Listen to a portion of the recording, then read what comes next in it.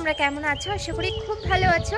আজকে আমি আবারও তোমাদের মেলোডি লাভার সুস্মিতা চ্যানেলে স্বাগত জানাচ্ছি। আজকে এই ব্লগটা আশা করছি তোমাদের খুব খুব খুব ভালো লাগবে। তো চলো বকবক বন্ধ করে আর ব্লগটা স্টার্ট করি। তোমরা নিশ্চয়ই আমাকে দেখে বুঝতেই পারছো যে একদম চন্দ্রমুখী লাগছে, কারণ কালকে এসে যেটুকু মেকআপ করেছিলাম সেটুকুও তোলার কোনো তোলার সময় ছিল না, এসে ঘুমিয়ে পড়েছি বাচ্চাকে নিয়ে। তো আজ সকালে এসে মুখ টুক ধুয়েছি, কিন্তু সেইভাবে কাজলটা এখনো যায়নি। তো চলো, অনেক বকবক হবে, অনেক গল্প হবে, অনেক কিছু তোমাদের সঙ্গে শেয়ার করব। শুধু ব্লগটা এন্ড অবধি দেখবে। দেখতেই পাচ্ছ যে আমি এখন রেডি হয়ে গেছি দুপুরবেলা, কিন্তু ওয়েদার এমন করে আছে মনে হচ্ছে যেন সকালবেলাই হয়ে আছে। যাই হোক, দেবাংশকে ওর দাদুর সঙ্গে পাঠিয়ে দিচ্ছি, আর মা অনেক আগেই চলে গেছে। আমি এখন রেডি হয়ে গেছি, বেরোবো। কালকে যেখানে কালী পুজো ছিল বা হয়েছে সেইখানেই যাচ্ছি। এখনো পর্যন্ত মায়ের বিসর্জন হয়নি, হয়তো বিকেলবেলাই হবে। তো এখন নরনারায়ণ সেবা হচ্ছে ওখানে, তো সেখানেই যাচ্ছি মায়ের প্রসাদ খাওয়ার জন্য। চলো এখন যাওয়া যাক।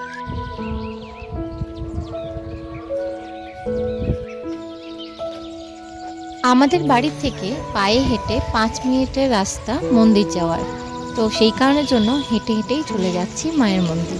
কালকে ঠিক সন্ধ্যেবেলায় এই জায়গাটায় তোমাদের দেখিয়েছিলাম কি সুন্দর লাইট লাগানো ছিল।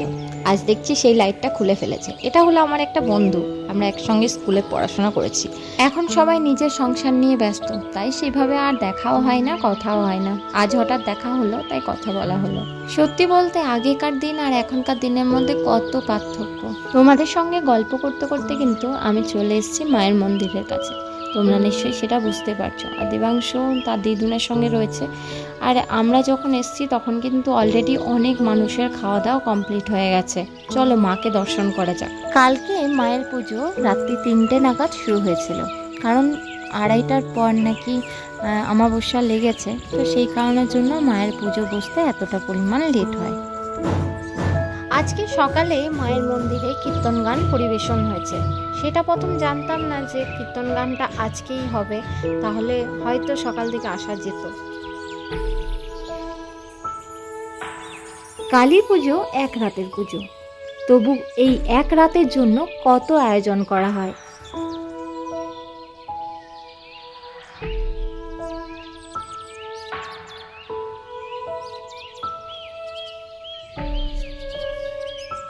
আগের ভিডিওতে নিশ্চয়ই তোমরা দেখেছো, এই জায়গাটাতেই কিন্তু যাত্রাপালাটা অনুষ্ঠিত হচ্ছিল। যে যাত্রাপালাটা অল্প হলেও তোমাদের সঙ্গে শেয়ার করেছি।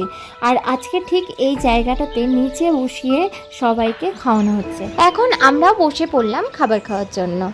দেখতেই পাচ্ছ পাতা দিয়ে দিয়েছে, তার মধ্যে জল দিলেও ভালো করে পাতাটা ধুয়ে নিলাম। এরপর চলে এলো একে একে সব কিছু, প্রথম ভাত, তারপর তরকারি, ডাল।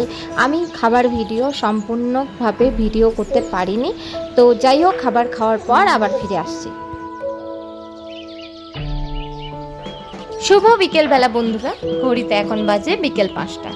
আমরা খাওয়া দাওয়া করার পর কিন্তু বাড়ি চলে গেছিলাম, তারপর আবার এখন এসেছি। বিকেল 5টা বাজছে, কিন্তু এখনো পর্যন্ত সূর্য অস্ত হয়নি। সূর্য কিন্তু ঠিক জ্বলজ্বল করছে। আর বরণ পর্ব কিন্তু শুরু হয়ে গেছে। মাকে দেবীর থেকে নামিয়ে নেওয়া হয়েছে, আর মাকে তো এবার বিদায় জানাতেই হবে।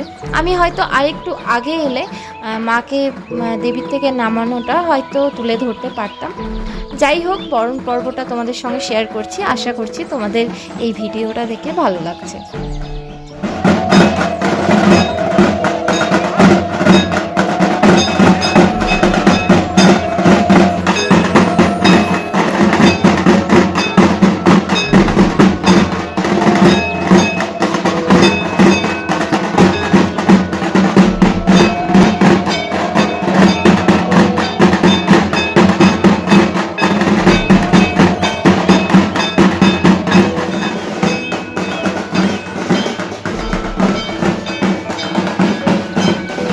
বরণ পর্ব শেষ হয়ে এখন শুরু হলো সিঁদুর খেলা।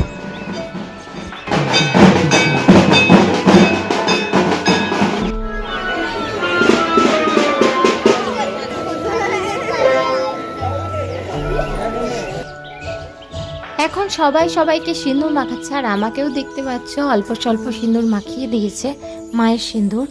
আজকে মায়ের বিসর্জন হয়ে যাচ্ছে, তার মানে এটা নয় যে সব প্রোগ্রাম শেষ হয়ে যাবে। আজকেও প্রোগ্রাম রাখা হয়েছে, রাতের বেলায় খুব পুরনো একটা প্রোগ্রাম রাখা হয়েছে। পুরনো এই কারণের জন্য বললাম, এখন আর সচরাচর গ্রাম বাংলাতেও এই প্রোগ্রাম দেখা যায় না। আজকে রাতে রয়েছে পুতুল নাচ।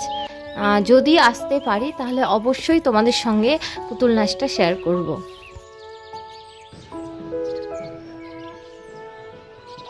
বরণ পালা কিন্তু কমপ্লিট হলো।